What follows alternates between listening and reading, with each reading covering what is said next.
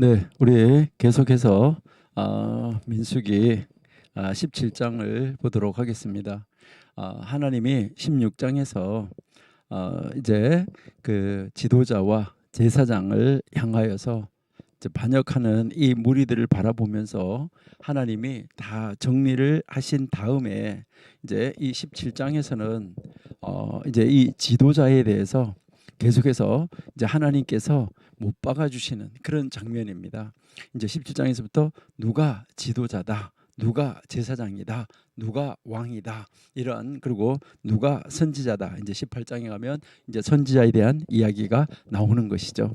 이렇게 이스라엘 백성들이 반역을 하니까 하나님께서는 모든 것을 이제 벌을 내리실 것은 벌을 내리시고 이제 살리실 사람은 살리셔 나가시면서 하나님이 이제 정리해 나가시는 것을 우리가 볼 수 있습니다. 그런 것을 보면 참 논리적이다 하는 것을 우리가 알 수 있습니다. 그래서 민수기 이제 이 17장은 아론의 그 제사장직에 대해서 하나님이 다시 한번 백성들에게 이제 그 인정하는 모습을 보여주고 있습니다. 그러니까 계속해서 이 지도자의 이 지도력 문제를 지금 다루고 있는 것이죠.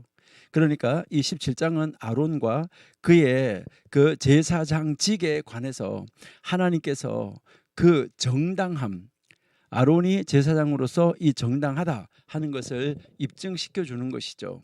그리고 뒤이어서 이 지도력에 대해서 이 도전한 이 백성들의 이 반역과 함께 그 반역한 백성들을 다시 한번 꾸짖는 내용이 나오는 것이 민수기 17장입니다. 그래서 민수기 17장 1절에서 5절까지에서는 여러분이 보시면은 하나님께서 이제 이 아론의 지팡이와 그 외에 다른 지파들의 이 지팡이를 모아가지고 회막 안 증거궤 앞에 둬라라고 명령을 하시죠.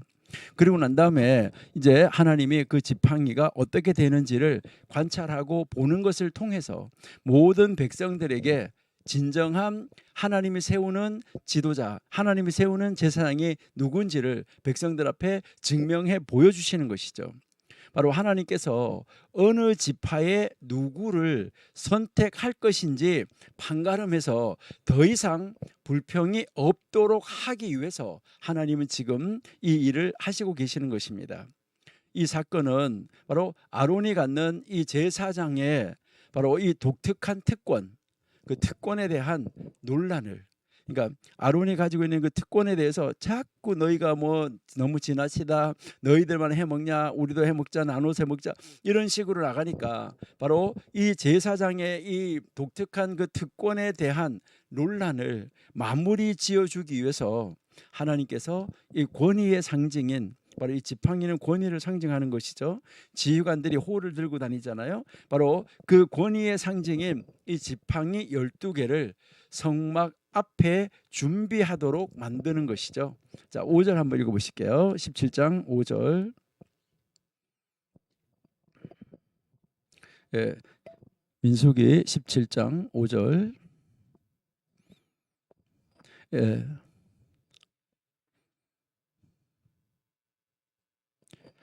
내가 택한 자의 지팡이에는 싹이 나리니 이것으로 이스라엘 자손이 너희를 위하여 너희를 대하여 원망하는 말을 내 앞에서 그치게 하리라. 그러니까요, 어느 지파 누가 바로 내가 선택한 제사장인지 내가 알려줄 것이다. 그러니까 이제는 이제 그 다시는 내 앞에서 원망하지 마라라고 지금 이야기를 하고 있는 것이죠. 여기에서 이 지팡이는 히브리어로 우리가 보면 마테라고 그러는데, 이것은 이 지팡이와 바로 이 지파의 의미를 동시에 가지고 있어요. 마테는 지파라는 의미도 되고 지팡이라는 의미도 된다는 것이죠. 오늘 여기에서 이 단어를 하나님이 사용하신 것은 이 두 가지 의미가 동시에 나타난다는데 중요한 의미가 있습니다.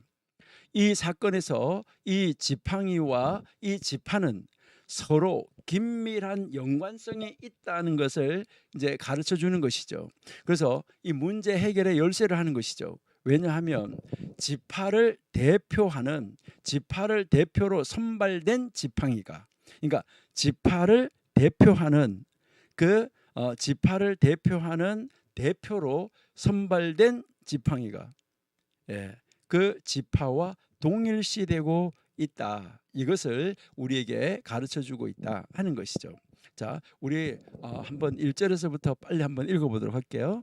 자, 17장 1절에서부터 여호와께서 모세에게 일러 가라사대 너는 이스라엘 자손에게 고하여 그들 중에 각 종족을 따라 지팡이를 하나씩 취하되 곧 그들의 종족대로 그 족장에게서 지팡이 12를 취하라. 그 사람들의 이름을 각각 그 지팡이에 쓰되, 이게 지파라는 말과 같은 말이라는 거죠. 레위의 지팡이 이외에는 아론의 이름을 쓰라.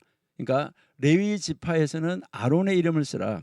이는 그들의 종족의 각 두령이 지팡이 하나씩 있어야 할 것임이라 라고 이야기하죠. 그 다음에 그 지팡이를 회막 안에서 내가 너희와 만나는 장소인 증거궤 어디요? 앞에 둬라. 예, 어디다가 두라고요? 어디요? 증거궤 앞에 둬라. 잘 들으셔야지 돼요. 왜 여기서 제가 증거궤 앞을 자꾸 이야기를 할까 하는 거 여러분이 한번 잘 기억을 해 두셔야 되는데, 자, 증거궤 앞에 두라. 요 말을 우리가 조금 있다가 왜 증거궤 앞에 두라고 하는가 한번 보시도록 이렇게 할 것입니다. 자, 그러면 이제 6절에서부터 9절로 한번 가서 보시면, 이제 6절에서 모세가 이스라엘 자손에게 고함에 그 족장들이 각기 종족대로 지팡이 하나씩 그에게 주었으니 그 지팡이 합이 12이라. 그 중에 아론의 지팡이가 있었더라. 자, 모세가 그 지팡이들을 증거의 장막 안 여호와 앞에, 아까 여호와 앞에가 어디였었죠? 증거궤 앞에 두라 그랬죠. 바로 그 증거궤가 하나님을 상징하는 것이니까 그 앞에다가 두었더라라고 이야기를 하고 있는 것이죠. 자, 여기에서 이제 우리가 한번 잘 보셔야 되는데, 레위 지파를 대표하는 아론의 지팡이에 뭐가 났느냐? 싹이 났다. 자, 8절 보세요. 이튿날 모세가 증거의 장막에 이제 회막 성막에 들어간 거죠. 증거의 장막에 들어가 본즉 레위 집을 유하여 낸 아론의 지팡이에 움이 돋고 순이 나고 꽃이 피어 살구 열매가 열렸더라. 자, 살구 열매가 열렸더라라고 말했습니다. 자, 그러니까 꽃이 피어서 뭐까지 맺었어요? 열매까지 맺었다. 이것은 분명히 하나님이 아론을 선택하셨다 하는 것을 가르쳐 주는 것이죠. 여러분, 참 엄청나게 빨리 진행됐다는 거예요. 굉장히 빠른 시간 안에, 하루 만에 핀 바로 이제 이 살구 열매까지 맺어졌다. 참 대단한 것이죠. 이것이 바로 무엇을 보여주는 거예요? 하나님이 땅이 있으면은 땅을 보고 내라 이렇게 하면은 나오는 거예요. 하나님 말씀에서 있어라 하면 뭐 하는 거예요? 있는 거예요. 이게 우리에게 무엇을 보여주는 거죠? 하나님의 능력을 증명해서 보여주는 것입니다. 자, 여기에서 죽고 마른 막대기잖아요. 이 지팡이. 마른 막대기에서 하루아침에 생명력 있는 꽃을 피울 수 있었던 것은 바로 죽음과 삶과 죽음을 지배하는 것은 하나님의 능력에 달려 있고 산다는 것은 하나님의 은총이다. 아까 17장에서 이제 그 죽임을 당하는 것은 벌이었었잖아요. 그러니까 하나님의 은총을 보여주고 있는 것이죠. 아론의 지팡이를 선택해서 하나님께서 이 꽃을 피운 것을 통해서 이 세상에서 발생하는 모든 문제의 결정권은 하나님에게 있다는 것을 분명하게 보여준 것이다 하는 것이죠. 그러니까 모든 이 결정권은 하나님에게 달려있다. 이것을 우리는 정확하게 인정하고 그것을 믿어야지만 되는 것입니다. 여기에 이 8절은 이제 하나의 이야기의 전환점이 딱 되는 거예요. 이제 다시 말해서요, 시점을 나타내는 구문, 하나의 무엇을 시작하는 거, 그러니까 분위기를 지금 전환하고 있다는 것이죠. 그리고 지금 현재성과 즉시성, 이것을 강조하고 있어요. 원래 그래 히브리 성경에서 보면 거기에서 히브리 성경에서는요 바로 지금 뭐 있다 하는 그 불변사가 나와서 강조하고 있어요. 그러니까 이 진행되는 이야기가 지금 전환되어져 가지고 문제가 해결되어지고 있다는 것을 우리에게 가르쳐주고 있습니다. 자, 그래서 9절 보세요. 그래서 모세가 그 지팡이 전부를 여호와 앞에서, 그러니까 그 증거 교회 앞에서 다시 가지고 나와서 이스라엘 모든 자손에게로 가지고 나온 것이죠. 그들이 보고 각각 자기 지팡이를 취하여 가지게 됐다라는 것을 우리가 볼 수 있습니다. 이것을 통해서 하나님이 계획하시고 하나님이 목적하신 바는 무엇일까? 우리 10절 한번 보세요. 10절 보시니까 여호와께서 또 모세에게 이르시되 아론의 지팡이는 증거궤 앞으로, 어디다가? 증거궤 앞에다가, 자, 증거궤 앞으로 도로 가져다가 거기 간직하여 패역한 자에 대한 표징이 되게 한다. 아까는 그 향로를 이제 시기하고 질투하던 그 사람들, 그 무리들의 그들이 향로를 가져갔던 향로를 펴서 단을 싸는 것으로 만들었었어요. 그래 그거를 기억하라고 했었어요. 근데 여기에서도 아론의 지팡이는 도로 가져다가 거기다가 간직해서 증거궤 앞에다가 간직해서 패역한 자에 대한 징표, 그것이 기억이 되게 하는 것이 또 여기 있어요. 하나의 표징이 되게 한다는 거잖아요. 그래서 그들로 내게 대한 원망을 앞으로는 하지 않아서 그들이 죽지 않게 하라라고 이야기하고 있는 것이죠. 참 놀라운 모습을 볼 수가 있는데 결국 이제 하나님께서는 이 아론의 지팡이를 증거궤 앞에 도로 가져다가 두어 가지고 바로 이 거역하는 자손에게 이런 일이 일어난다는 이 표징을 이제 주는 그러한 것을 기억하도록 만들었다는 것이죠. 이것은 지속적인 기념물이에요. 아까 앞에서 나왔던 향로를 펴서 판을 만들어서 씌웠던 것과 마찬가지죠. 다시는 하나님을 거역하지 못하도록 하는 이런 기능을 하고 있다라는 것이죠. 그러니까 다시는 그렇게 하지 못하도록 결국 반역한 무리들은 모세와 아론을 대항을 했지만은 그것은 본질적으로 하나님을 거역하는 그러한 행위였었다 하는 것을 우리에게 가르쳐주고 있다 하는 것이죠. 자, 그 다음에 12절 한번 볼게요. 자, 12절 보니까 이스라엘 자손이 모세에게 말하여 가로되 보소서 우리는 죽게 되었나이다. 망하게 되었나이다. 다 망하게 되었나이다. 예, 백성들이 드디어 뭘 하는 거죠? 시인을 하는 것이죠. 이제 승인을 하는 거예요. 아직까지 이때까지는요 자기들이 잘못했다는 말 안 했어요. 근데 이제서 와서 그렇게 뭐 죽어나가고 전염병으로 죽어나가고 입을 벌려서 땅이 입을 벌려서 삼켜버리고 여호와의 불이 나와서 삼켜버리고 그렇게 하는데도 승인을 하지 않다가 이제서 승인을 하는 것이죠. 그래서 13절 보시니까 가까이 나아가는 자 곧 여호와의 성막에 가까이 나아가는 자마다 다 죽사오니 우리가 다 망하여야 하리까라고 지금 말을 하고 있는 것이죠.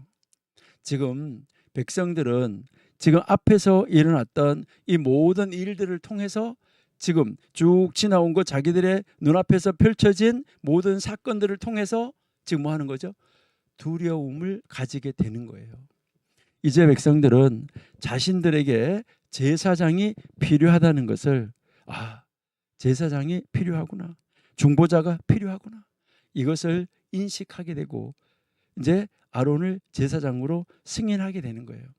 그래서 결국은 아론의 이 제사장직에 대한 도전은 하나님께서 개입하심으로 말미암아 여기에서 마무리되는 것을 우리가 알 수 있다 하는 것이죠. 하나님께 이 대항한 이 반역의 이 무리들하고 거기에 휩싸인 이 백성들은 바로 하나님의 계획하심하고 그다음에 하나님의 목적하심을 막을 수가 없지요. 인간의 탐욕, 인간의 이 탐심으로도 하나님의 뜻을 꺾을 수가 있겠습니까? 오히려 하나님의 두려움면 하나님이 심판하신 하나님이구나. 그 하나님을 무서워하고 두려워하는 이런 면만을 보게 된다는 것이죠. 여러분, 이 반역의 사건은 이제 우리가 정말 아주 크게 혈기왕성하게 막 목소리를 높였던 것으로 시작을 했는데 그냥 뭐 온 무리가 나와가지고 와 했었는데 결국은 이제 두려움으로 막을 내리는 것을 우리에게 보여주고 있습니다. 결국 하나님을 따라서 하나님과 동행하면서 순종한다는 것은 바로 하나님의 그 말씀과 하나님의 뜻에 나의 뜻과 생각을 맞추는 것이지, 나의 생각과 뜻을 하나님을 보고 맞추라고 하는 것이 아니라는 것이죠. 그러니까 내 뜻을 하나님 앞에, 내 생각을 하나님 앞에, 여러분이 잘 아신 대로 정광 목사님 말씀하신 대로 지정의를 하나님 앞에 우리가 내려놓고, 그러니까 하나님의 지정의에 의해서 움직여져야 된다는 거, 이것을 여기에서 우리에게 분명하게 가르쳐주고 있다는 것이죠. 그러니까 나의 지정의에 하나님을 맞추는 것이 아니라는 거예요. 하나님의 지정의에 내가 맞추는 것이다. 이것을 우리에게 보여주고 있다 하는 것이죠.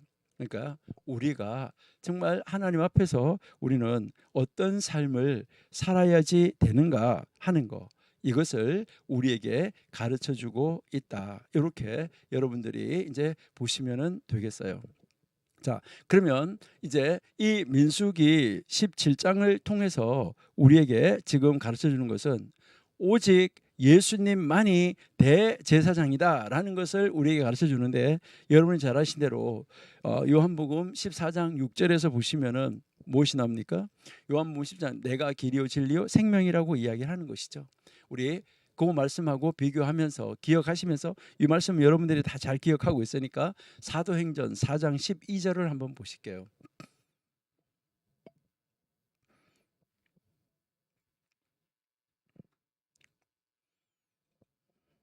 사장 12절. 다른 이로서는 구원을 얻을 수 없나니 천하 인간에게 구원을 얻을 만한 다른 이름을 우리에게 주신 일이 없음이라 하였다. 오직 예수님만이 바로 이제 하나님의 대제사장이시다 하는 것을 우리에게 가르쳐 주는 것이죠. 그리고 오직 하나님만이 살아계시는 거죠.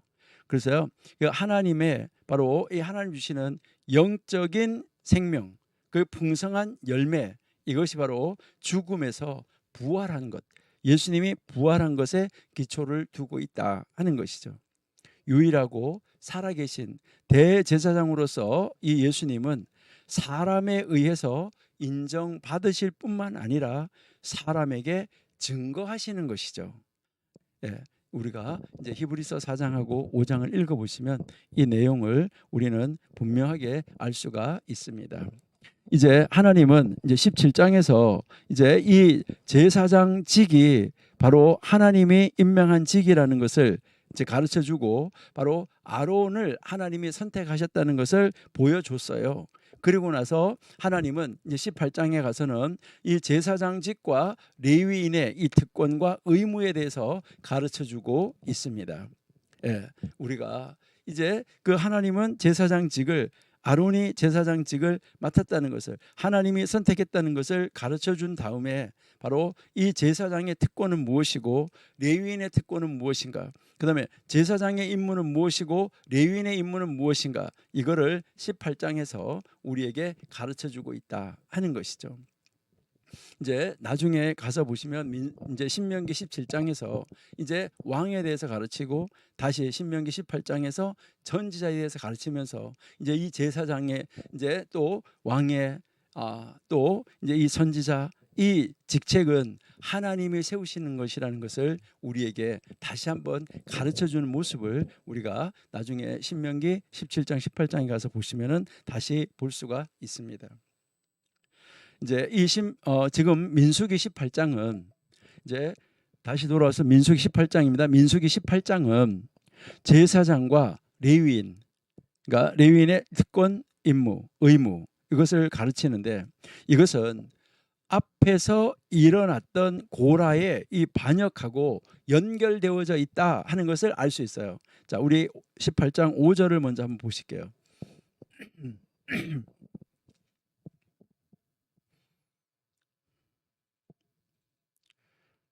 예, 이와 같이 너희는 성소의 직무와 단의 직무를 지키라. 그리하면 여호와의 진노가 다시는 이스라엘 자손에게 미치지 아니하리라라고 지금 말씀하시죠.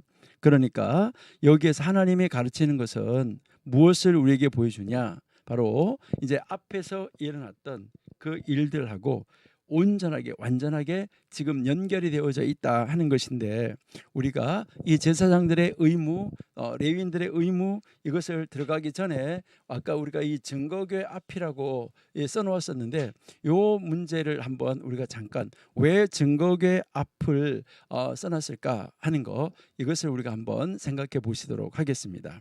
자, 여러분들이 왜 이것을 써놨냐 하면은 이제 여러분들한테 제가 한번 물어보는데요. 여러분은 증거궤, 예, 이 증거궤 안에 무엇이 있느냐 하는 것입니다.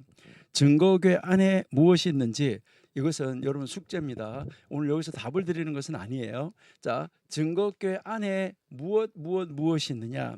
여러분 무엇이 있죠? 여러분 잘 아시죠? 예, 히브리서 9장 한번 보실게요. 히브리서 9장. 예. 히브리서 9장 1절 한번 보실게요. 히브리서 9장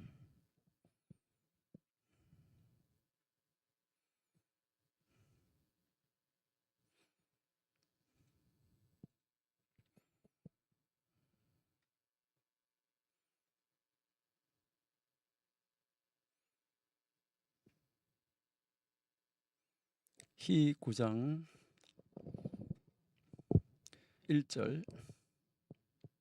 1절부터 한번 보시겠습니다. 첫 언약에도 섬기는 예법과 세상에 속한 성소가 있더라. 예. 자, 2절 예비한 첫 장막이 있고 그 안에 등대와 상과 진설병이 있으니, 예. 자, 이는 성소라 일컫고, 또 둘째 휘장 뒤에 있는 장막을 지성소라 일컫나니, 금 향로와 사면을 금으로 싼 언약궤가 있고 그 안에, 자, 언약궤, 자, 증거궤, 이 궤 안에 뭐가 있냐? 만나를, 예, 만나를 담은 항아리, 예, 만나를 담은 항아리가 있다. 예, 금 항아리가 있고, 그 다음에 아론의 지팡이, 쌍난 지팡이가 있다. 아론의 쌍난 지팡이가 있다. 그 다음에 언약의 비석, 바로 십계명 돌판이 되겠죠, 그렇죠? 예, 이 언약의 비석이 있다. 자, 이렇게 지금 이야기를 하고 있어요. 이것은 제가 분명히 말씀드렸는데 여러분한테 답은 안 드린다고 그랬어요. 여러분들이 이거는 숙지하고 연구를 하셔야 된다 하는 말이에요. 자, 그러면은 아까 조금 전에 아까 우리가 17장에서 민수기 17장에서 아론의 이제 지팡이와 그 12지파의 그 지도자들의 지팡이 12개를 모아 가지고 어디다 갖다 뒀다 그랬죠? 어디다가 뒀다 그랬어요? 아까 여기다 써놨는데요. 자, 여기 써놨는데 어디다 뒀다 그랬냐면 증거궤 앞에다가 뒀다 그랬어요. 그리고 나중에 또 이제 지팡이를 가지고 나왔을 때 여기에서 아론의 쌍난 지팡이가 있었는데, 아론의 쌍난 지팡이는 도로 가져다가 증거궤 앞에 둬서 그것이 다 이제 표징이 되게 하라라고 아까 이야기를 했습니다. 그렇죠? 자, 그렇게 이야기를 했으니까, 자, 그러면 이 아론의 지팡이는 어디 있었느냐 하는 거예요. 아론의 지팡이는 어디에 있었느냐 하는 거, 이것을 여러분들이 한번 연구를 해보셔야 된다 하는 말이에요. 열왕기상 8장 9절 한번 보실게요. 열왕기상 8장 9절.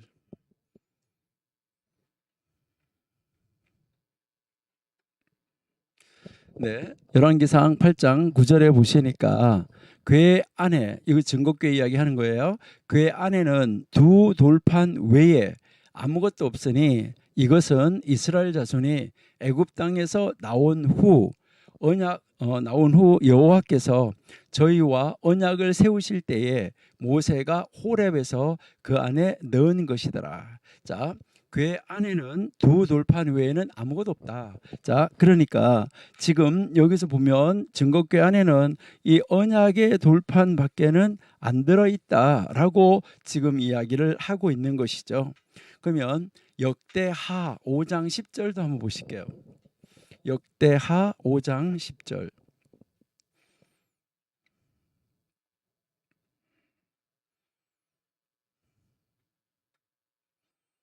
네, 그 안에는 두 돌판 외에 아무것도 없으니 이것은 이스라엘 자손이 애굽에서 나온 후 여호와께서 저희와 언약을 세우실 때 모세가 호렙에서 그 안에 넣은 것이더라라고 아까 그 열왕기상 8장 9절에 있는 말씀과 동일한 말씀이 나오고 있는 것을 우리가 알 수가 있습니다.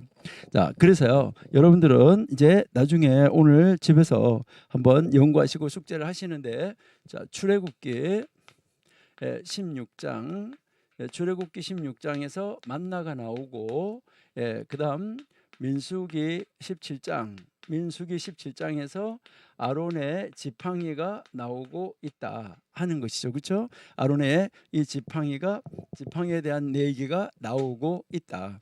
그러니까 이것을 보시면서 이제 만나 항아리는 어디 있었을까? 그러면 아론의 이 쌍난 지팡이는 어디 있었을까? 그러면 그 안에는 무엇이 있었을까? 이것을 연구하시는 여러분들이 되시기를 바랍니다.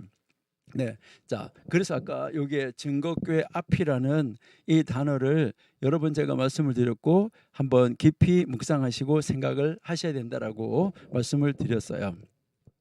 자, 그러면 이제 18장으로 들어가서 제사장들의 의무부터 한번 살펴보도록 하겠습니다. 자, 민수기 18장에 이제 제사장의 의무를 우리가 한번 보시는데 1절 한번 보실게요. 여호와께서 아론에게 이르시되 너와 내 아들들과 내 종족은 성소에 대한 죄를 함께 담당할 것이요 너와 내 아들들은 너희가 그 제사장 직분에 대한 죄를 바로 함께 담당할 것이니라 라고 지금 말씀하고 있는 것이죠. 그러니까 하나님께서는 지금 평소처럼 모세 혹은 모세와 아론에게 동시에 말씀하신 것이 아니라 여기도 특별히 누구에게만? 아론에게만 말씀하시고 있다라는 것이죠. 아론에게만. 예. 이제 이 아론에게만 말씀하시는데 레위기에서는 아론에게만은 딱 한 군데 말씀을 하셨고 지금 여기에 이제 이 민수기에 와서는 아론에게만 말씀하는 경우가 몇 번 있었다 하는 것을 우리가 볼 수가 있어요. 이제 이 아론에게 명령하시는 이제 아론에게만 말씀하시는 경우가 몇 번 있다 하는 것을 우리가 볼 수가 있는데 여기에서 이제 이 아론에게만 말씀하시는데 특별히 이 성소에 대한 죄를 떠맡는 거, 그러니까 성소에 대한 죄를 이제 떠맡는다. 그러니까 거기에 성소에 대한 죄를 함께 담당할 것이요라고 이야기했잖아요. 그러니까 성소에 대한 죄를 떠맡는 것은 무엇을 말하냐? 여러분, 성소에 대한 죄 이게 뭘까? 이 죄를 떠맡는 거 이것은 무엇일까? 여러분, 이것은 나답 아비후가 성소에서 이제 다른 불을 가지고 제사 지내다가 그들이 그 여호와에게서 나오는 그 불로 말미암아 삼킴을 당했어요. 그리고 고라 자손들이 고라가 이제 그 일당들이 이제 향로에다가 담아서 불을 담아 가지고 갔어요. 그러니까 결국 나답 아비후 고라의 경우처럼 이 성막과 관련된 모든 죄에 대해서 그러니까 그 모든 죄에 대해서 지금 책임을 진다라는 것을 의미하고 있는 거예요. 그러니까 여기서 지금 아론하고 바로 그 아론의 아들들의 이 직무, 그리고 그 외에 다른 레위인들의 이 직무를 지금 아주 분명하게 확실하게 구별을 시켜주고 있습니다. 그러니까요, 제사장 아론의 집 이 외에 다른 레위인들은 성소에서 제사장의 직무를 돕는 역할을 한다는 거예요. 여기에서 이제 이 레위인 고라의 이 지도력에 대한 도전과 연관이 되어 있는 것을 알 수 있다는 것이죠. 그러니까 이제는 제사장직 전혀 생각하지 말고 그것을 넘보지 마라 라고 이야기를 하는 것이죠. 비록 그 고라들도, 고라와 그 고라 일당들도 레위 지파에 속한 사람이었었어요.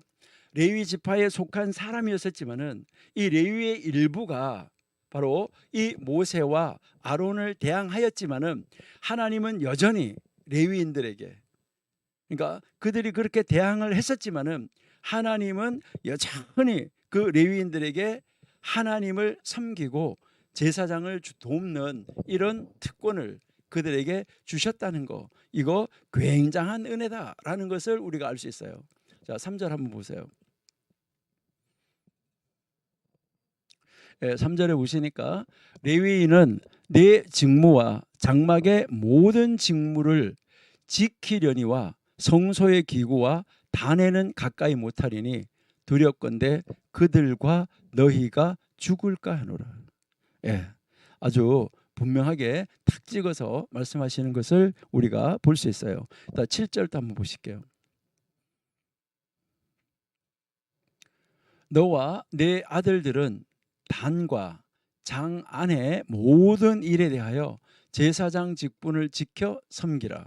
내가 제사장의 직분을 너희에게 선물로 주었은즉 거기 가까이 하는 외인은 아론과 아론의 자녀들 그 외 다른 사람들은 거기에서 죽이울지니라, 죽게 된다. 이것을 가르쳐 주고 있는 것이죠. 이렇게 분명하게 이제 똑같은 레위인의 후손이에요. 같은 레위인의 후손들끼리 안에서도 지금 하나님이 그 성막 안에서, 레위인은 성막에서 봉사하는 자들인데 이 성막 안에서의 직무를 하나님이 확실하게 이렇게 구분시켜주고 있다는 것이죠. 그러니까 아론과 레위인의 책임에 대한 이 강조가 지금 여기에서 우리에게 아주 확실하고 분명하게 선을 그어주고 있다는 거예요. 그들은 바로 이 성막에서의 직무를 담당해야지만 되는 것이죠. 그러나 이제 이 특별한 직무로 다른 지파나 다른 사람들에게 주어지지 않는다는 것을 우리에게 가르쳐 주고 있습니다. 어떤 형태의 사역이든지 바로 그 사역은 다른 사람들을 위해서 공헌하는 행위이기 때문에 어떤 경우에도 교만해서 자신을 과시하는 기회로 삼아서는 절대로 안 돼요. 우리가 무슨 일을 하더라도요. 여기서 우리는 하나님의 종은 바로 하나님의 백성들에게 주어진 하나님의 선물일 필요가 있다는 거죠. 여러분, 하나님의 백성들에게 주어진 하나님의 종은 바로 하나님의 백성들에게 주어진 하나님의 선물이다. 이것을 인식해야지 돼요. 바울 사도는 이러한 사상을 에베소에서 아주 분명하게 가르치고 있습니다. 우리 에베소서 4장 7절에서 13절 한번 읽어보실까요? 에베소서 4장 7절에서 13절.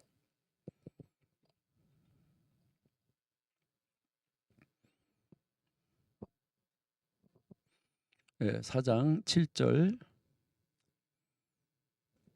7절부터 우리 각 사람에게 그리스도의 선물의 분량대로 은혜를 주셨나니 그러므로 이르기를 그가 위로 올라가실 때에 사로잡힌 자를 사로잡고 사람들에게 선물을 주셨다 하였도다.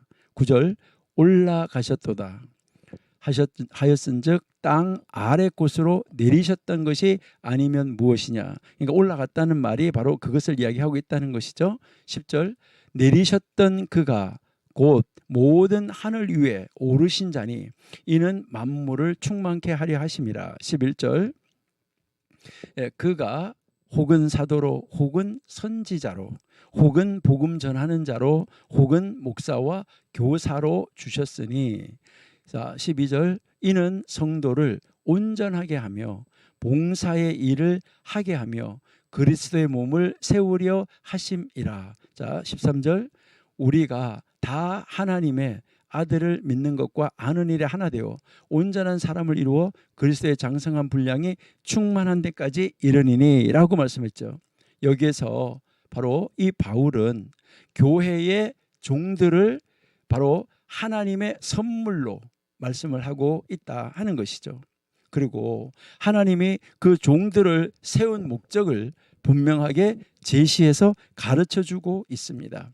바로 그것은 성도들을 섬기도록 하는 것하고, 그 다음에 그리스도의 몸을 세우는 것, 이 일을 하기 위해서 세웠다는 것이죠. 이처럼 특별히 하나님과 그 하나님의 백성을 섬기고 하나님의 백성들을 바르게 지도하도록 바로 이 세워진 하나님의 이 종들의 이 책임에 대해서 하나님께서 지금 아주 확실하고 분명하게 말씀하시고 계십니다. 그래서요, 모든 사역자는, 무슨 사역을 담당하시는 분들이든지 모든 사역자는 자신이 담당하고 있는 이 임무가 하나님으로부터 주어진 선물이라는 거, 이것을 고백하셔야 돼요. 또한 그러한 그 하나님이 나에게 선물을 주셨구나 하는 그 은혜를 우리는 잊어버리면 안 되는 것입니다. 어떤 사역이든 어떤 사역자든 자신의 이 사역을 교만의 도구로 삼으면 안 된다는 거예요. 많은 사람들은 어떠한 직책이 딱 주어질 때 그 직책이 가져야 되는 의무보다는 그 직책이 가지는 권세, 그 직책이 가지는 권리, 이걸 가지고 군림하려고 하는데, 그렇게 하면 안 된다. 이것을 여기서 가르쳐주고 있는 말씀입니다. 그 다음에 이제 8절에서부터 이제 그 18장 8절에서부터 24절까지는 이제 제사장직을 유지하는 것에 대해서 가르쳐주고 있습니다. 제사장직을 유지하는 건데요. 19절을 한번 보실게요. 19절, 이스라엘 자손이 여호와께 거제로 드리는 모든 성물은 내가 영영한 응식으로 너와 네 자손에게 주노니 이는 여호와 앞에 너와 네 후손에게 변하지 않는 소금 언약이다 라고 말씀하신 것이죠.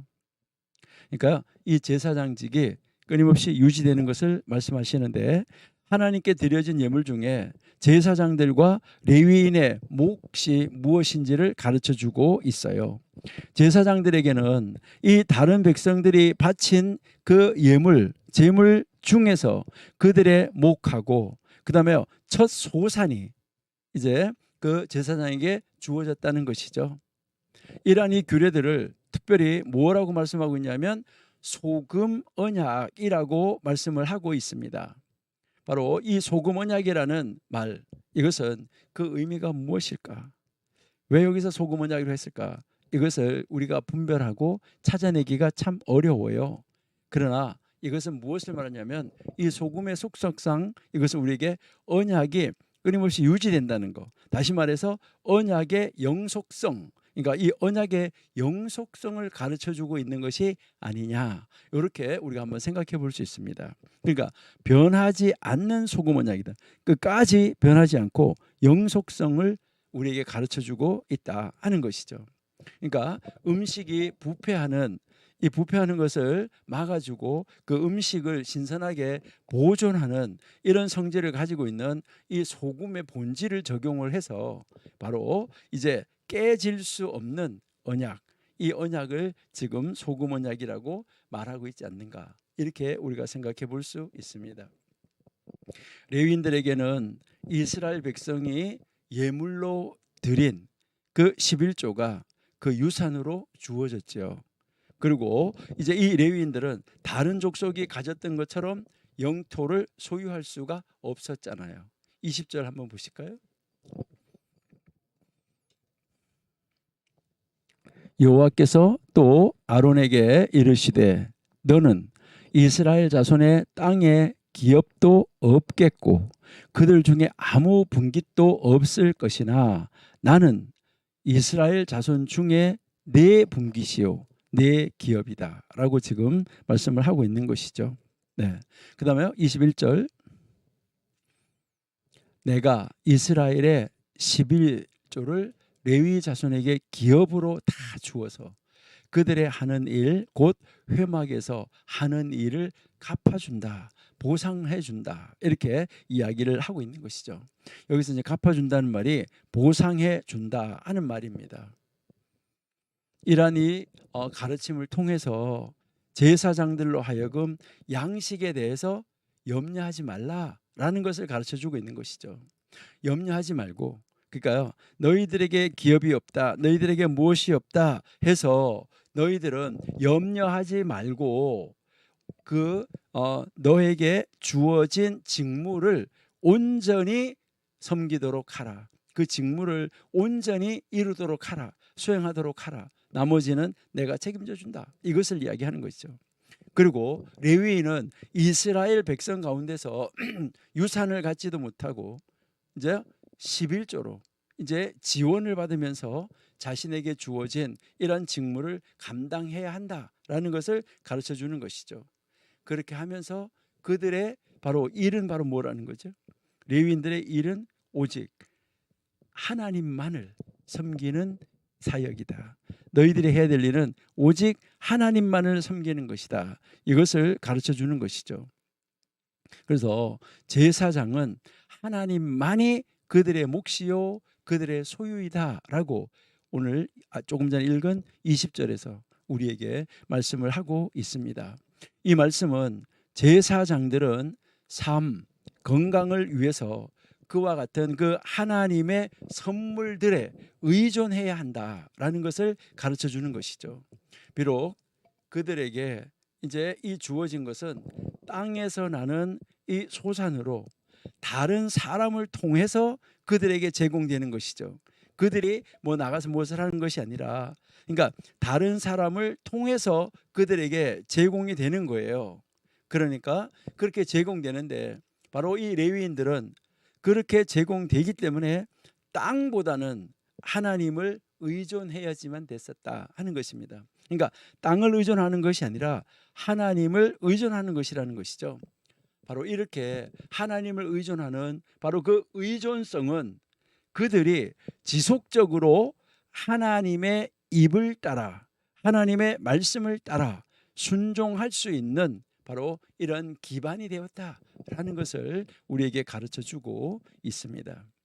그러니까 이제 이 제사장들은 바로 평민들이 내는 11조를 가지고 이제 그들의 이제 몫으로 삶으로 살았는데 이것이 바로 하나님의 것이고 하나님이 주신 것이다라는 것이죠. 예. 그다음에 이제 25절에서부터 한번 보시면은요. 25절. 예, 25절 보시면 또 여호와께서 이제 모세에게 일러 가라사대 너는 레위인에게 고하여 그에게 이르라 내가 이스라엘 자손에게 취하여 너희에게 기업으로 준 11조를 그러니까 11조를 받은 것이잖아요. 그 11조를 받은 그 11조를 너희가 그들에게서 취할 때 그 11조의 11조를 거제로 여호와께 드려라. 그러니까 이제 이 레위인의 11조를 여기서도 이야기를 하고 있다 하는 것이죠. 그러니까 모세와 아론에게 이제 직접 말씀하시는 것이죠.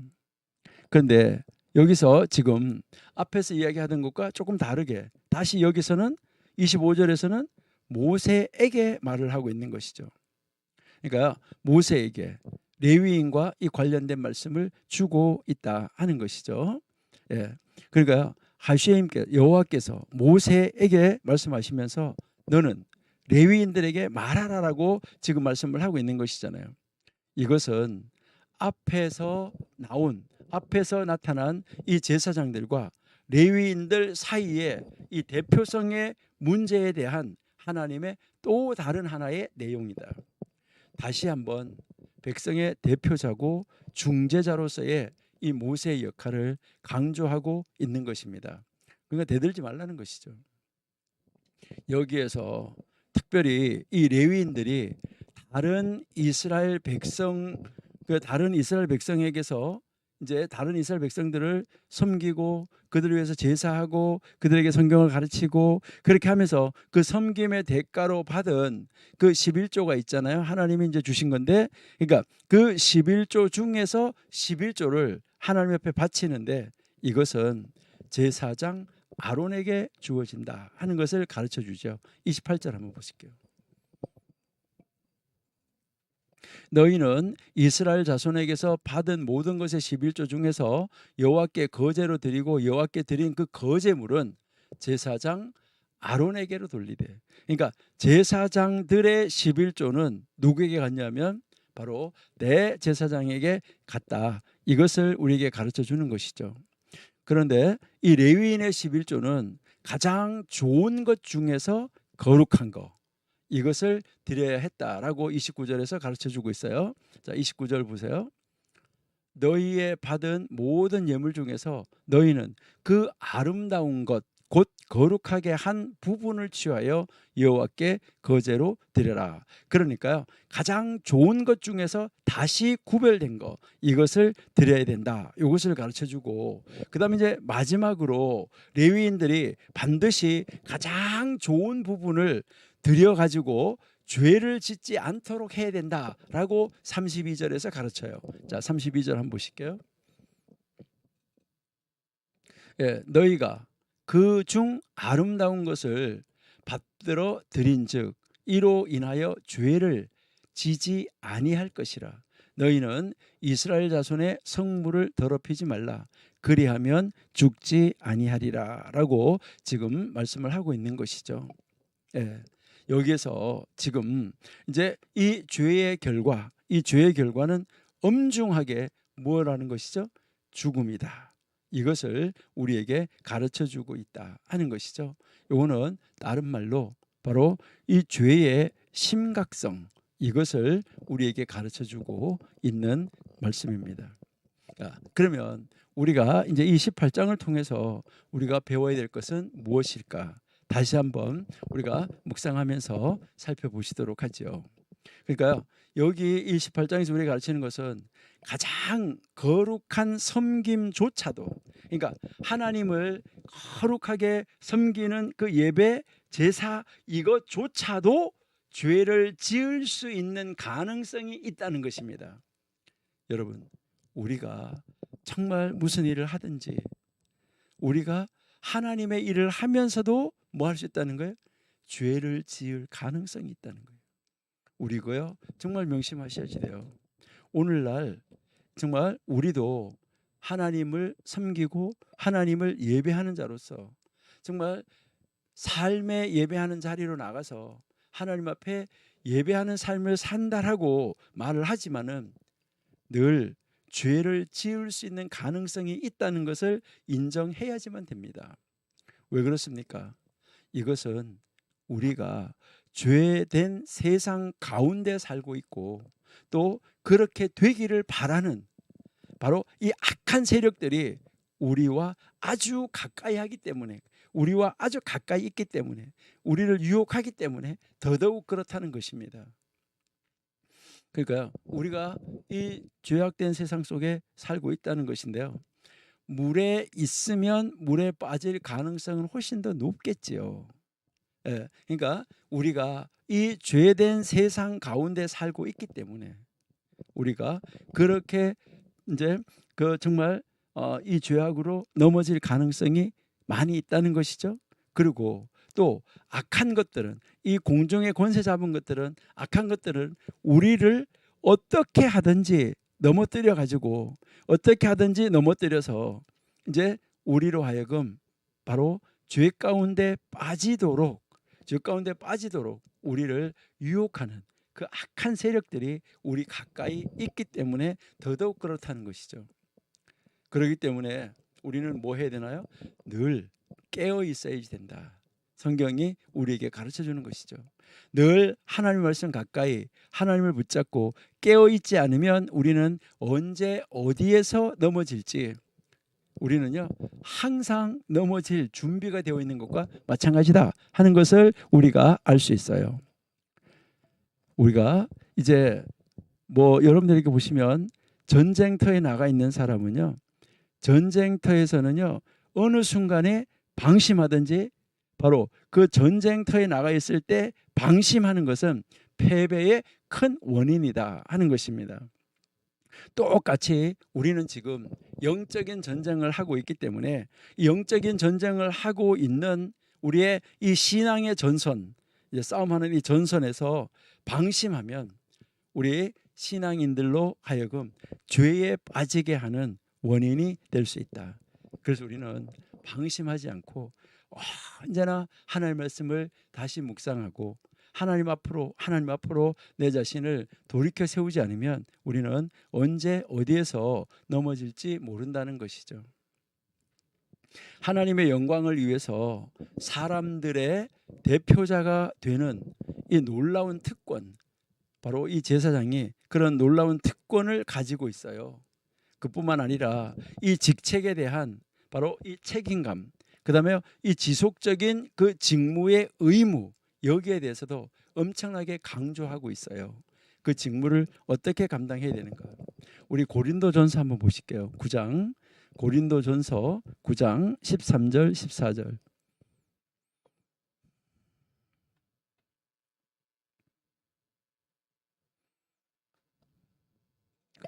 고린도전서 9장 13절 14절. 성전의 일을 하는 이들은 성전에서 나는 것을 먹으며 제단을 모시는 이들은 제단과 함께 나누는 것을 너희가 알지 못하느냐. 14절.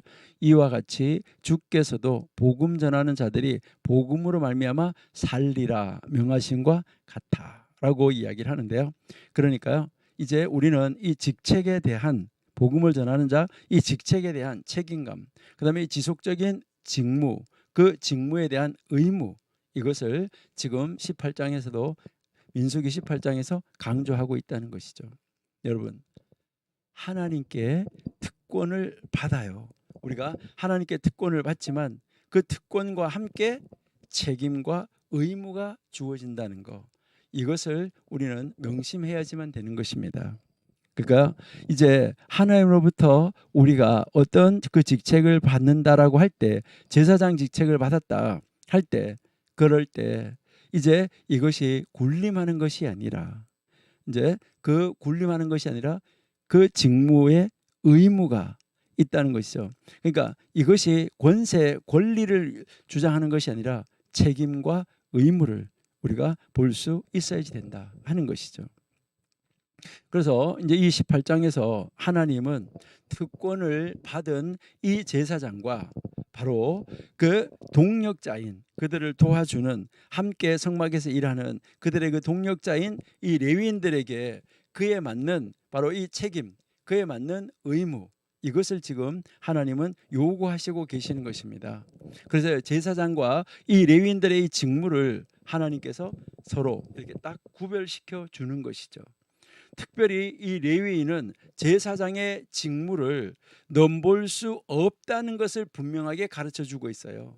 이것은 고라의 이 제사장직 도전에 대한 사건 이후에 하나님께서 그러한 이 직무를 다시 한번 정확하게 구별시켜 주고 있다는 것이죠.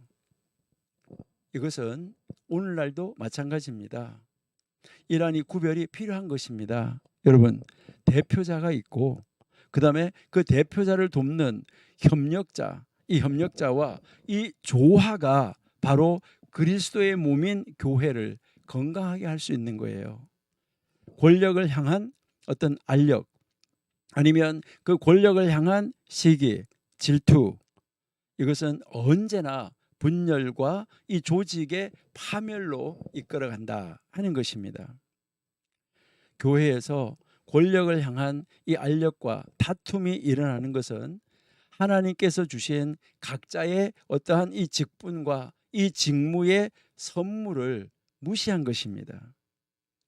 이것을 가지고 권세로 생각하는 것이죠. 하나님이 주신 선물을, 이러한 이 선물을 바르게 이해하는 것을 바탕으로 이 교회는 지속적으로 건강하게 세워져 나아가야지만 되는 것이죠.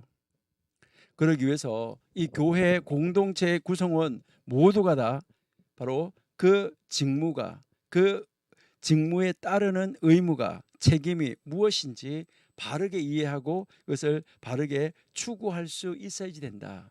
이것을 지금 민수기 18장이 우리에게 가르쳐 주고 있습니다.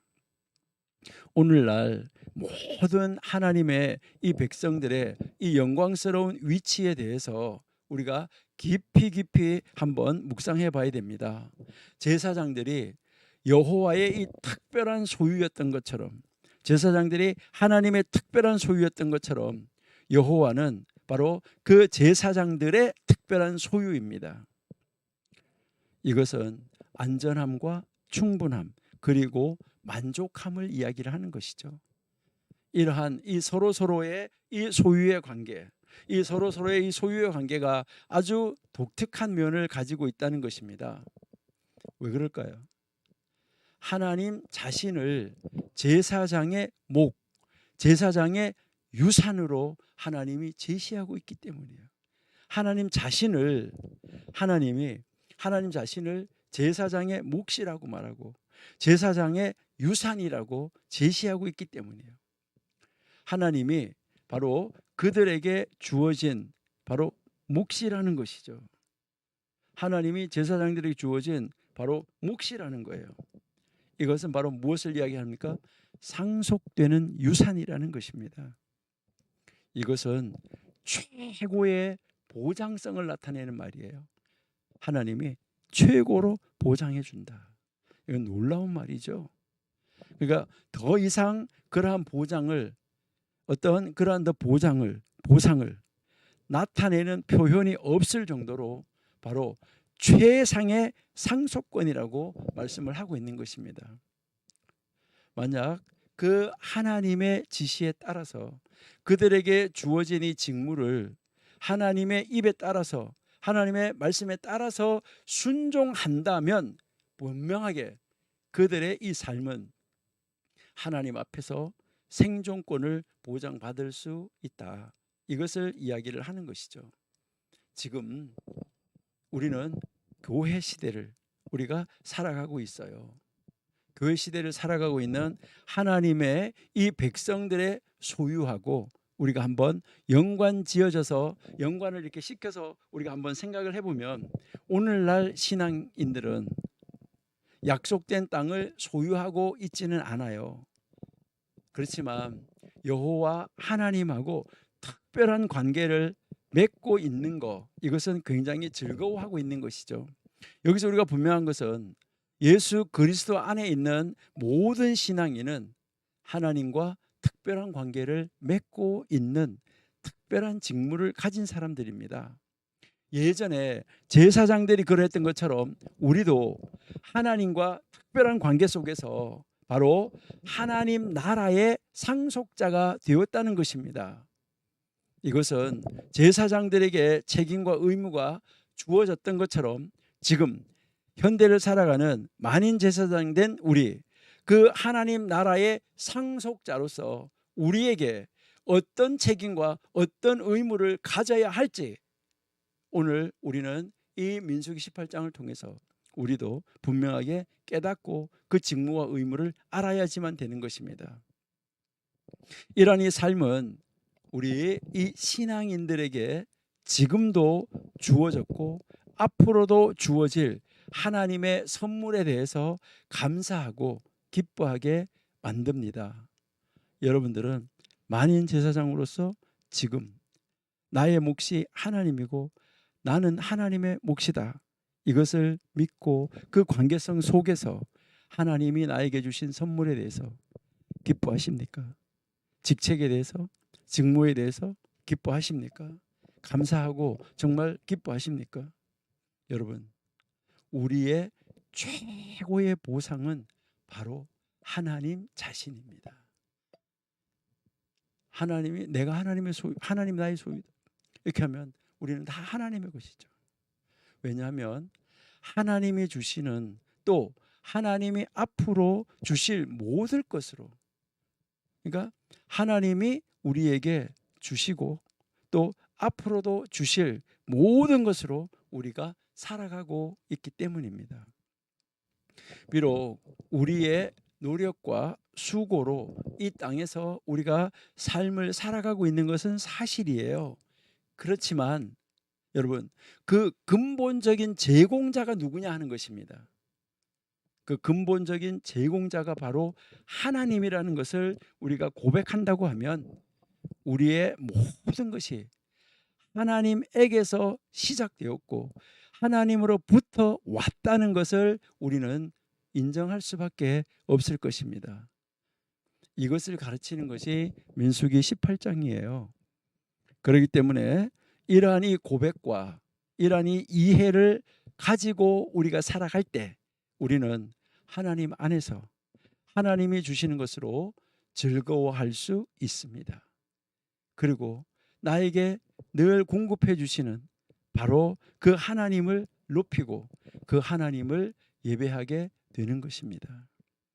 이것을 우리에게 아주 분명하게 가르쳐 주고 있는 것이 지금 민수기 18장이다 하는 것이죠.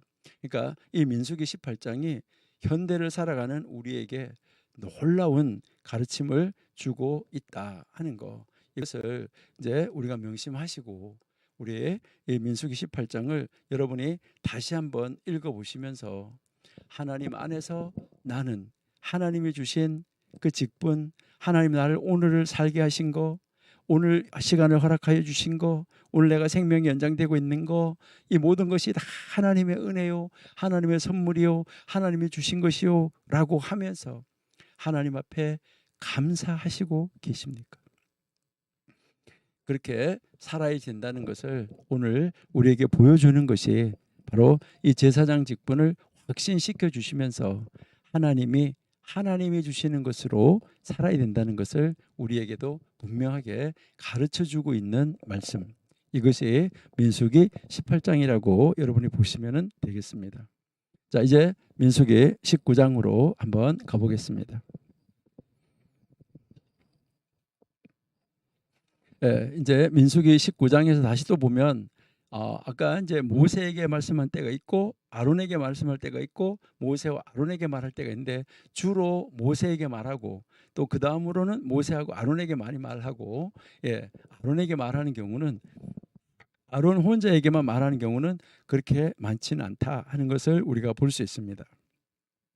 이제 19장에서는 이제 이 정결하게 하는 물, 그러니까 제사장들이 하는 사역은 바로 부정하게 됐으면 정하게, 또 무엇이 거룩한지 무엇이 속된 것인지 이것을 구별하는 일, 이것을 감당해야 되는 것이 제사장인데, 이제는 그 정결하게 하는 물, 하나님께서 이제 이 정결하게 하는 물을 만드는 그 방법, 그리고 그 물을 어떻게 사용해야지 되는지, 이제 이 시체를 만진 부정한 사람이 정결하게 되는 방법에 대해서 가르쳐 주는 것이죠.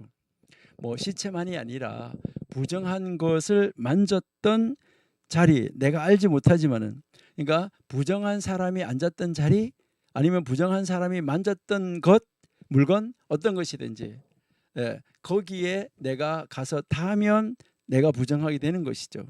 그리고요, 내가 거기에 앉으면 부정하게 되는 것이죠. 그러니까 여러분들이 지하철을 타고 가는데 이제요, 앞에 누가 그 자리에 앉았었는지 아무도 모르잖아요. 그러니까 그 자리에 부정한 사람이 앉았었다고 하면 우리는 알지 못하는 가운데 나도 부정하게 되는 것이죠. 그러니까 이제 이렇게 그 부정하게 된 사람을 정결하게 하는 물을 만드는 방법, 그다음에 그 물을 사용하는 방법, 특별히 이제 이 시체를 만진 부정한 사람이 정결하게 되는 방법, 이것을 가르쳐 주는 것이 지금 민수기 19장입니다.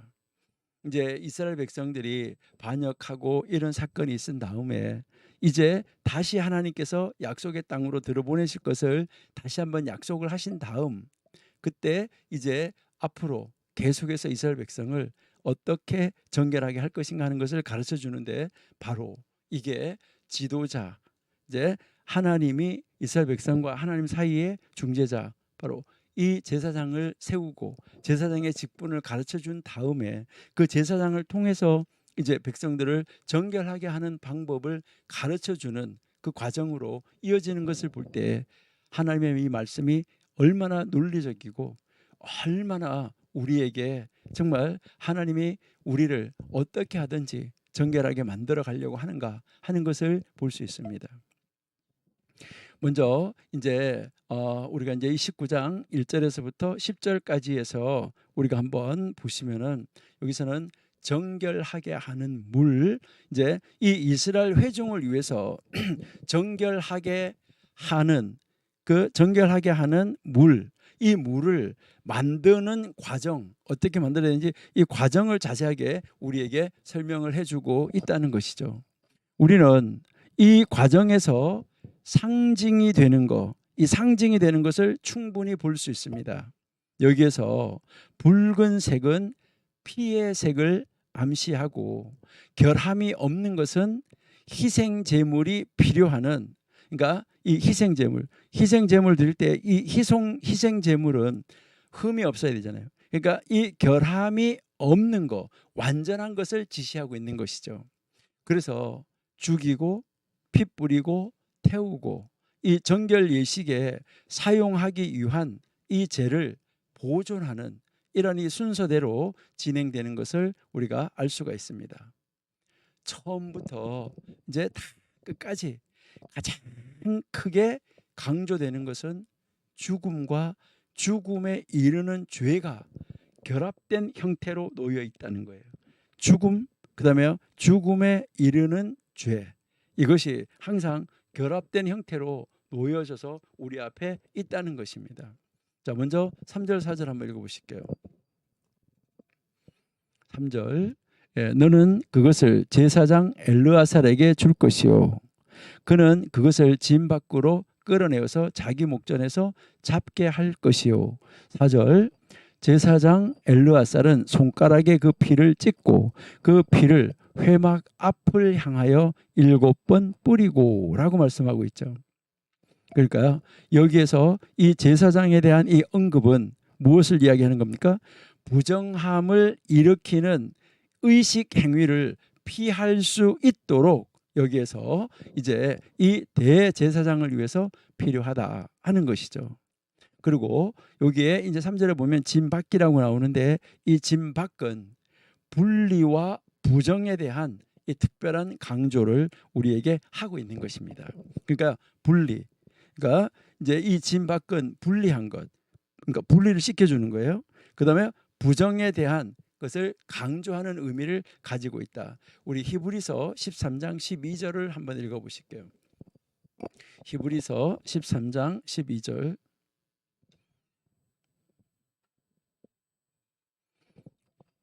그러므로 예수도 자기 피로써 백성을 거룩하게 하려고 성문박, 진박, 여기에서 고난을 받으셨느니라라고 지금 가르쳐주고 있죠. 자, 그다음 이제 그러면 이제 이 정결하게 하는 물을 만드는 과정을 가르쳐준 다음에 그다음 이제 11절에서 22절까지는 시체를 만진 사람에 대한 규정을 우리에게 가르쳐주고 있습니다. 그러니까 시체를 만진 사람 이제 어떻게 되는가? 시체를 만진 사람에 대한 이 규정을 우리에게 가르쳐준다는 것이죠. 우리가 잘 아는 것처럼 시체를 이 만진 자는 부정하게 되죠. 그리고요, 그러한 사람이 그러면 그렇게 부정하게 됐어요. 그럼 부정하게 된 사람이 정결하게 되는 방법이 어떤 방법이냐? 이제 이것을 여기서 이제 가르쳐 주는 것이죠. 그러니까 하나님은 바로 이 사체, 죽은 그 몸 여기에 이 접촉하는 것을 강하게 반대합니다. 왜 그럴까요? 하나님은 왜 그럴까요? 이것은 사체에 접촉하는 것은 부정하게 되는 한 형태이기 때문에 그렇다라고 우리에게 가르쳐 주는 것이죠. 그래서 여기서 우리가 가르치는 것은 정결하게 하는 이 물은 상징적으로 바로 이 불결함이라는 것을 불결함이 없어진 물, 불결함이 제거된 물 이것을 가르치는 거예요. 그러니까 불견함이 없어진 물, 정결한 물이라는 것이죠. 그래서 이스라엘 이 모든 백성이 사체에 대해서, 이제 시체에 대해서, 이 죽은 것에 거기에 대해서 더럽혀지지 않도록 하나님께서 주의를 주시고 계시는 이런 장면이다 하는 것을 우리가 한번 볼 수 있어요. 레위기 5장 2절 한번 보실게요.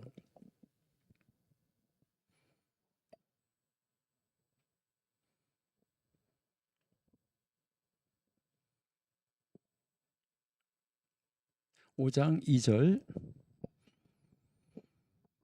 예, 누구든지 부정한 들짐승의 사체나 부정한 가축의 사체나 부정한 곤충의 사체들 무릇 부정한 것을 만졌으면 부지 중에라도 그 몸이 더러워져서 허물이 있을 것이다라고 말을 하고 있죠.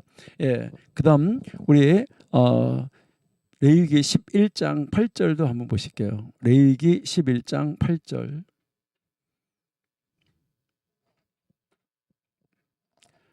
예, 너희는 이 고기를 먹지 말고 그 죽음도 만지지 말라. 이것들은 너희에게 부정하다. 예, 우리가 이 성경에 보면 바로 이 사체를 접촉하는 거, 사체하고 이게 닿는 거, 이게 그 사체하고 이게 가서 이제 닿아져서 하나가 되는 거, 이러한 것, 이것을 다 부정하다라고 말을 하는 것이죠. 그러니까 이제 그 주검이 있는 곳, 그 주검하고 접촉하는 것, 이 자체가 부정하게 되고 그것이 죄에 거하게 되는 것이다라고 이야기를 하고 있습니다. 그러니까요, 하나님 앞으로 나아가는 사람들은 부정해서는 안 되기 때문에 이 그렇게 그러한 것으로 말미암아, 사체를 터치함으로 말미암아, 그거하고 접촉함으로 말미암아 이게 더럽혀졌잖아요. 이 더럽혀진 것을 정화하기 위해서 반드시 무엇이 필요한 거예요? 속죄 의식이 필요했다는 것이죠. 그것을 풀어나가기 위해서. 그렇다면은 이미 주어진 규정이 있어요. 뭐 속죄제를 드려라, 뭐 해라 하는 주어진 규정이 있는데 왜 여기에서 다시 그 관련된 규정이 등장하는 이유가 뭐냐는 것이죠. 이제 이 민수기에 와서요. 왜 하나님은 이곳에 이러한 규정을 지시하셨을까? 여기에서 이것에 대해서 우리가 민수기 안에서 그 해답을 우리가 한번 찾아보아야지만 됩니다. 다시 말해서 이전, 이후 이 장과의 이 관계성 속에서 우리가 그 답을 찾을 수 있다는 거예요. 그러니까 19장 이전에 몇 장을 우리가 한번 봐요. 19장 이전에 한번 몇 장을 한번 생각해 보세요. 모든 계층의 사람들이 뭐 하게 됐어요? 죽게 되었어요. 그래서 어떻게 됐어요? 공동체가 부정하게 됐어요. 그럼 어떻게 되는 거예요? 이 공동체가 부정하게 돼요. 그러니까 11장에서부터 출발하고 나서부터 반항하고 뭐하고 해서요, 완전히 공동체가 다 부정하게 된대. 이러한 이 죽음과 이 부정이 지금 민수기 11장에서부터 18장에서 나타난 것처럼 반역으로 인한 결과였었잖아요. 반역으로 인한 결과였었는데 이러한 이 배경에서 지금 이 19장은 앞에 나온 사람들의 죽음, 다시 말해서 반역자들 고라, 다단, 아비람, 그 일당, 또 부정한 백성들이 14,700명이 죽은 거, 이런 것과 그다음에 그 뒤에 나오는 사람들 미리암, 아론, 또 광야에서 죽은 9세대, 이런 사람 사이에 나타나 있다는 것이죠. 이것은 이미 진에서 죽은 사람들, 진 안에서, 그러니까 그 진에서 죽은 사람들과 접촉한 사람들의 문제를 처리하기 위한 바로 이 즉각적인 목적에서 주어진 것이다. 그러니까 그 앞에서 진 안에서 죽었잖아요. 여러분 보시면 레위기 10장에서도 그 진 안에서 죽은 사람을 부정하기 때문에 거기에 있으면 안 되기 때문에, 사체가 있으면 안 되기 때문에 끌어내는 것을 여러분이 볼 수가 있어요. 그리고 앞으로 이 하나님의 심판에 의해서 지금 19장 이후에 하나님의 심판에 의해서 광야에서 죽을 사람들과 그 접촉한 사람들의 문제를 처리하기 위해서 지금 이 장기적인 목적을 하나님이 내다보시면서 바로 여기에서 이 정결하게 하는 물과 정결하게 하는 방법을 가르쳐주고 있다라는 것이죠. 그러니까 이 19장이 여기에서 정결하게 하는 물, 정결하게 하는 방법, 이것을 가르치는 것은 굉장히 논리적이다, 이것을 우리에게 보여주는 것이죠. 그러니까요, 어쩌면은 하나님은 이제 목적을 가지고 여기 19장에다가 이 말씀을 기록하도록 했다라고 우리가 볼 수 있는 것이죠. 그런 점에서 우리가 보면 이 19장이 그동안에 18장에까지 있었던 이 반역의 원인과 그 반역의 결과인 죽음에 관하여서 다루는 것이잖아요. 그래서 이 반역 이야기를 여기에서 일단락 지어야 된다는 거예요, 하나님. 그러니까 이제 이 죽음이 있었기 때문에, 여기에서 부정하게 됐기 때문에 이 부정하게 된 것을 일단락 짓고 여기에서 이들을 다시 정결하게 해서 데리고 가야 된다는 것이죠. 왜 그러냐면 이 반역한 것과 그 반역에 따른 결과로서 얻어진 이 죽음이 바로 이스라엘의 구세대에게 피할 수 없는 일이라고 하면 바로 그 죽음과 함께 진영을 정결하게 유지하는 것 또한 아주 중요하다, 이것을 여기서 다시 한번 강조해 주고 있다는 것이죠. 우리가 정말 이제 한번 보면 이 속죄의식을 통해서, 이 속죄의식을 위해서 죄가 있는가, 이 속죄 제물에 우리는 형편에 따라서 이제 이 속죄 제물을 바쳐야지 되는데, 지금 광야 생활에서의 이 죽음은 하나님의 심판 가운데 일어난 일이기 때문에 자연사가 아니라는 거예요. 이것을 우리는 레위기 10장에서도 알 수가 있어요. 레위기 10장에서도 여러분이 보시면은 이제 그 레위기 10장에서 아론의 두 아들이 죽게 되는데, 그 죽었을 때도 여호와의 불이 나와서 죽었어요, 그들을 삼켜서. 그러니까 이것은 자연사가 아니에요. 만약에 자연사 했다고 하면 아론의 나머지 두 아들이 그들의 장례식을 치룰 수가 있었어요. 그런데 하나님은 다른 사람, 사촌을 데려다가 그 사체를 메어 나가라고 하고 있어요. 제사장으로 하여금 아예 터치도 못하게 해요. 왜요? 제사장이 이제 부정하게 되면 안 되기 때문이기도 하지만은 바로 자연사한 것이 아니라 하나님의 벌로 인해서 죽은 것이기 때문에 그래요. 그러니까 이제 이 광야에서 이 죽은 사람들의 이 죽음은 자연사가 아니라 하나님의 심판 가운데서 일어난 일이라는 것이죠. 그래서 이스라엘 진영 안에는 40년 동안 끊임없이 죽음의 그림자가 드리워져 있어야지만 됐다는 것이죠. 참 안타까운 것이죠. 이처럼 이 죽음에 의한, 바로 이 심판에 의한 죽음, 그러니까 이 죽음이 있는데 이 심판에 의한 죽음, 자연 죽음이 자연사가 아니라 심판에 의한 이 죽음이 언제나 그들의 그 곁을 떠나지 않는다고 하면 그 많은 정결 의식에 드는 이 제물은 그들에게 엄청난 부담스러운 일이 됐을 거예요. 이제는 하나님은 정결하게 하는 물을 수단으로 삼아 가지고 제의적으로 그들이 정결할 수 있도록 하나님이 만들어 주셨다는 것이죠. 이것 또한 하나님의 은혜이죠. 광야에서 사는 그들에게 베풀어 주시는 하나님의 은혜였다. 이렇게 하나님은 이스라엘이 부정으로부터 벗어날 수 있도록 지금 이제 19장에 정결하게 하는 물에 대해서 이제 지시하시는 것이다. 그러니까 은혜죠.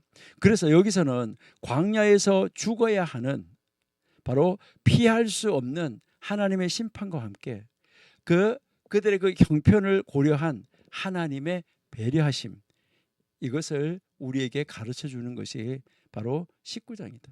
그래서 씻도록 정결하게 되도록 하나님이 그들을 정결하게 만들어 주시기 위해서, 하나님 가까이 두시기 위해서, 다시 그들을 맞이하시기 위해서 하나님이 이제 이렇게 정결하는 물을 만들도록 하셨다 하는 것이죠. 여기에 이 19장에서 우리에게 가르치는 것은 어떻게 보면 죽음에 대한 엄숙한 강조를 우리에게 해주고 있다. 우리 한번 죽음에 대해서 깊이 한번 묵상해 보셔야지 돼요. 로마서 6장 21절을 한번 읽어보실까요? 로마서 6장 21절.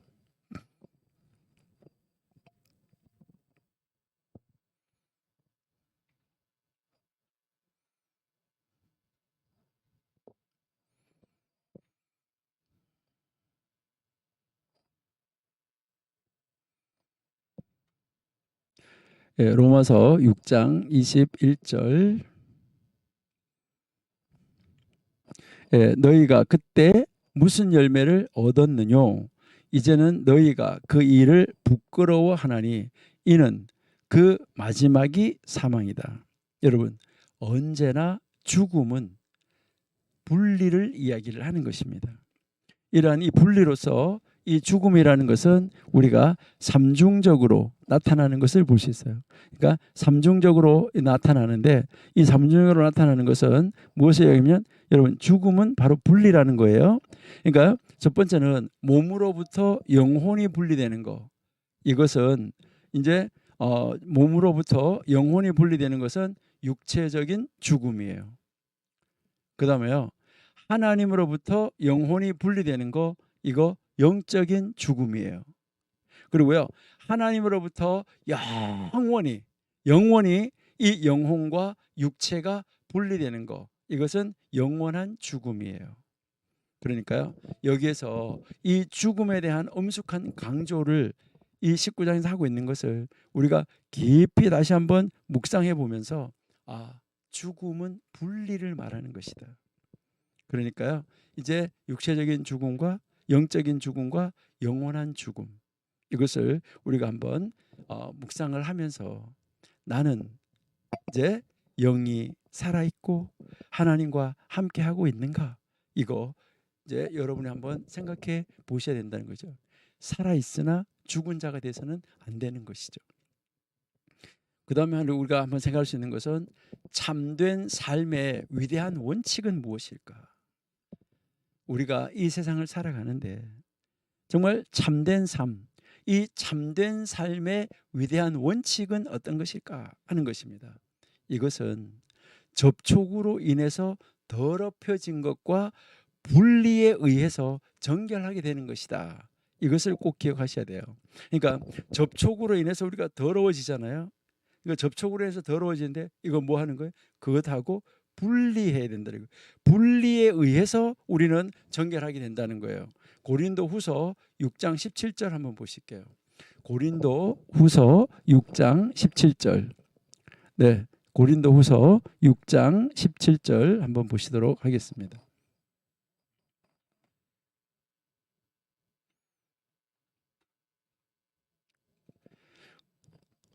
그러므로 주께서 말씀하시기를 너희는 저희 중에서 나와서 따로 있고 분리하라는 거죠. 예, 따로 있고 부정한 것을 만지지 말라. 내가 너희를 영접하여 너희 아버지가 된다라고 지금 말씀하는 것이죠. 그러니까 여기에서 지금 떨어져 있어서 나와 있어서 분리되어져야지 된다 하는 것을 이야기를 하는 것이죠. 그러니까 접촉으로 인해서 더러워지는 거, 더럽혀지는 거 이것에 그러니까 분리에 의해서 정결하게 되는 거. 여러분, 우리는 세상에 속하여 있지만 우리가 세상 속에 살아가고 있지만 우리는 세상에 붙어서 물들어서 있어서는 안 돼요. 세상에 살고 있지만 세상과 접촉이 이루어지는 것이 아니라 세상과 분리되어져서 있어야 되는 거예요.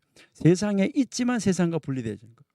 그래서 우리는 이제 더러움에 있는 것이 아니라 우리는 바로 정함에 있는 정결함에 있는 분리로 인해서 정결하게 되는 우리가 돼야지 된다. 이것을 가르쳐 주는 것이죠. 그러니까 우리가 이 세상 가운데서 이제 나와서 떨어져 나와서 우리는 이제 이 부정한 것을 만지지 말고 그것으로부터 분리되어져야 된다. 그리고 나를 믿어라, 영접하라 라고 이야기하고 있는 것이죠. 오늘 이 말씀을 통해서 우리에게 가르치는 것은 원형에서 예시하고 있는 것에 특별한 영적인 의미가 바로 뭐냐? 이것은 예수님이다.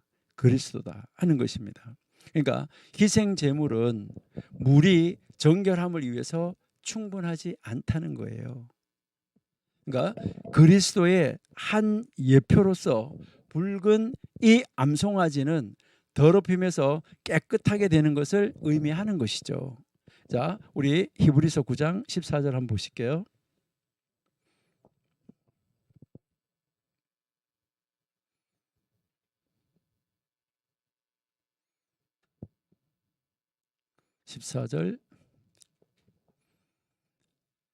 하물며 영원하신 성령으로 말미암아 흠없는 자기를 하나님께 드린 그리스도의 피가 어찌 너희 양심으로 죽은 행실에서 깨끗하게 하고 살아계신 하나님을 섬기게 못하겠느냐라고 이야기하는 거죠. 그러니까 여기에서 바로 예수 그리스도의 한 예표로서 붉은 암송아지는 바로 이 더럽힘에서 깨끗하게 되는 것을 우리에게 가르쳐주고 있다 하는 것이죠. 그러니까요, 죽음을 통해서 이제 이 예수 그리스도는 이제 이 죽음을 통해서 바로 부정함을 수반하고 암시하는 이 죽음 모두를 예수 그리스도가 정결하게 하셨다. 그러니까 하물며 영원하신 성령을 통해서 흠없는 자신을 하나님 앞에 드리신 바로 그리스도의 피가 더더욱 우리의 이 양심을 죽은 행실에서 깨끗하게 하실 살아계신 하나님을 섬기지 못하게 하겠느냐라고 지금 말씀을 하는 것이죠. 여러분, 우리가 이 세상에서 살아가는데 우리는 어떻게 살아가야 될까 하는 거, 정말 우리가 이 세상에 속하여 있지만 세상과 구별된 사람, 우리는 이 세상에 있지만 세상과 분리된 사람, 그러니까 정말 하나님의 사람으로 우리가 어떻게 하나님의 뜻을 이루는 자리에 서 있어야지 되는가, 이것을 우리는 분명하게 알고 배워서 그런 사람으로서 우리는 영적인 가난을 향하여서 나아가는, 바로 우리가 이제 이 영적인 광야에서 지금 여행하고 있는 우리가 되어져야지 되는데, 지금 하나님은 11장에서부터 18장까지 그 반역했던 그 무리들 분리시킬 사람 분리시켜서 죽을 사람 죽게 한 다음에, 근데 그러한 시체로 인해서 부정하게 되고 그 부정하게 된 모든 백성들을 다시 정결하게 하시고, 그 정결하게 하신 다음에 하나님이 이제 약속하신 땅으로 그들을 인도해 가시고 계시는 이 모습을 우리가 보게 됩니다. 그렇게 해서 이렇게 모든 백성을 다시 정결한 위치로 세워 놓으신 다음에 다시 이제 민수기 20장에서부터 광야 여정을 시작하는 것을 우리가 볼 수 있습니다. 그래서 우리는 이제 광야 여정에 이어져 가는 이 과정을 우리가 다음 주에 계속해서 살펴보도록 하겠습니다. 감사합니다. 하나님 감사합니다. 오늘도 저희들 이제 이 민수기 17장, 18장, 19장을 통하여서 정말 우리의 삶이, 우리의 자세가, 하나님이 나에게 주신 직분이, 나에게 주신 의무가, 이것이 정말 권세로 권리로 남 위에 군림하고 다른 사람을 시기하고 질투하고 비평하고 판단하는 것이 아니라 하나님이 나에게 주신 의무를, 이 직무를 어떻게 감당하는 것이 바른 것인지, 또 그러는 과정에 우리가 이 세상에 살고 있기 때문에 우리가 부정하게 됐을 때, 더럽혀졌을 때 우리는 어떻게 해야 되는지 저희들이 이제 바르고 분명하게 깨달아서 하나님 앞에 정결하게 된 이런 사람으로 이제 하나님이 우리에게 주시는 바로 그 영적 가나안, 이 천국을 향하여서 가는 이 영적인 광야, 이 세상에서 우리가 어떻게 살아야 되는지 바르고 분명하게 깨달아 우리는 하나님의 뜻을 이루는 자리에 서 있는 하나님의 사람으로, 하나님의 놀라운 능력을 이 세상에 드러내는 사람으로, 하나님을 하나님 되게 하는 사람으로 사용하여 주옵소서. 그저 우리가 나타나지 아니하고 우리가 나타날까 봐 두려워하며 하나님이 나타나기를 말씀이 나타나기를, 하나님의 영이 나타나기를, 예수 그리스도가 우리를 통해서 보여지고 나타나기를 기대하오니 하나님 우리를 사용하셔서 하나님의 뜻을 이루게 하여 주옵소서. 능력을 주셔서 그 일을 이룰 수 있도록 도와 주옵소서. 예수님의 이름으로 감사하며 기도드립니다. 아멘.